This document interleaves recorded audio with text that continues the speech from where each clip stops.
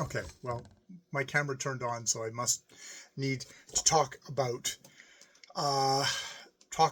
this chapter, which is the journey to Velmenhog, and I think is its homecoming, because he Akka says, well, they show him kind of a bit of the foreign land, and then they go to Velmenhog, and he says, like, well, if you're not going to go back to them, you're not going to become a human being again. You should just go back and visit them, and just sort of see your people one last time. And his homesickness kind of hits him, and he agrees to it. So he and Akka, not Morton Goosey Gander, go to the farm. And he goes to the farm, and he finds out that his parents have really not been doing well. They've had to sell 2 of the 3 cows. They bought a horse which immediately went lame and hasn't been able to work at all, and they can't sell it, so that's why they had to sell a couple of their cows. They're in debt. They're just really doing poorly. And he goes down to the horse, and the horse says, like, it's too bad you're not going to stick around, because you could probably be of use, because I have this sharp iron thing in my hoof, but they haven't been able to find it. And if you could tell them, they could get it out, and that would be great. And at this moment, he hears they've got visitors, and the visitor is Osa, the goose girl, and her father. And they come to kind of tell them how Niles has helped Osa, and they want to help him. Osa is very much saying, like, don't tell them that he's turned into an elf. That would just bring him sorrow. Just tell him how much he's helped them, and that they want to repay it by the father is rich because of his mine. And they come out, and the parents are a lot happier, but they refuse to take any charity. So they're still in dire straits, but they're strangely happy that they know that their boy, who they thought had stolen Morton Goosey Gander and had been like a tramp, a good-for-nothing kind of tramping around, poor and penniless, had been. And so it's like still kind of stuck there. The father goes into the farm, and he finds that the hoof has got something scratched on it, and it's a little message basically telling them, hey, there's some sharp iron right here underneath this hoof here. Pull it out. And so he does, and the horse is fine. At the same time, Morton Goosey Gander, who is a big-hearted, lovable goof, has decided to take Dunfin, his wife, and kids to show him off the farm. And they go into one of he takes them into the cowshed, shows them where he would get oats. It's like, look, there's oats there. And then Dunfin's, we should get out of here. And it's too late, and the mother captures them, shuts the gate, captures them.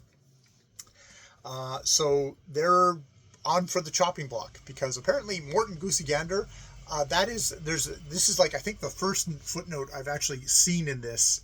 There is a little footnote that in Sweden, the 10th of November is called Morton Goose Day, and corresponds to American Thanksgiving. So this duck was literally called Thanksgiving dinner. So that's an interesting fact to learn this far into the story. This duck was called Thanksgiving dinner. Like anything clear of what this poor duck guy's name was, you couldn't have. And so the parents go get the ducks, scoop them up, and take them into the house. And Morton Goosey Gander, because he's in trouble, and whenever he's in trouble, he says, like, Thimbletot, help me, Thimbletot, even though he doesn't know that Thimbletot is there. Yeah, taking Morton Goosey Gander and Dunfin in to be killed for Thanksgiving. They don't have any money. They're going to sell the farm, so they can't keep the geese anyway. So practical folk, we're going to just off with their heads. And Niles is kind of frozen. And I think this is the big thing of like, how can I go see them? How can I let them see me as this state? How can I let them see me like this? And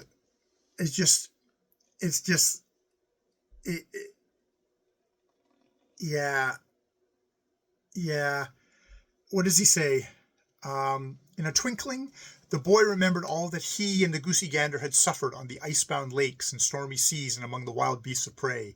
His heart swelled with gratitude. he conquered himself and knocked on the door, which has got to be, I think that's got to be kind of like that. That is like, he's done a lot of heroic things. I think that's, he conquered himself. He's got to be, that's like, wow, that is an amazing climax to this beautiful of Niles' story. It's, you know, it is a little bit on the it is a bit on the saccharine side, but it definitely affects me. It definitely affects me. And the thing is, of course, they open the thing. He's on the doorstep, and they, you know, his mother gives a cry and says, "My, but you've grown tall and handsome," she exclaimed. It's like they've opened the door, and he's by doing that, they're on the chopping block. Morton Goosey Gander's head is laid on that chopping block, tied. But him doing that, of preventing it, has turned him back into a boy, a human being again. "The Lord be praised that I have you back again," said his mother, which I had a hard time reading out loud. "Come in, my boy, come in." And his father added, "Welcome." And not another word could he utter. It's just, oh, God. Mother and father, I'm a big boy. I am a human being again.